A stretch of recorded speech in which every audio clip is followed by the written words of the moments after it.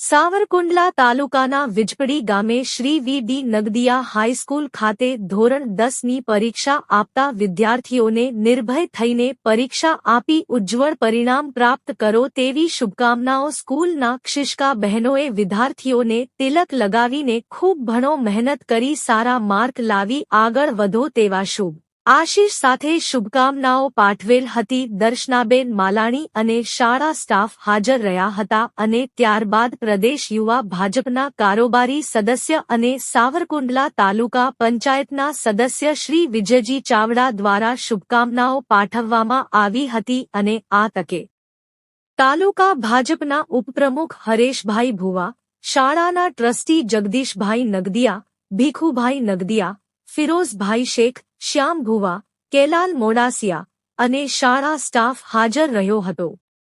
Report Sameer Khokhar, Vijpadi.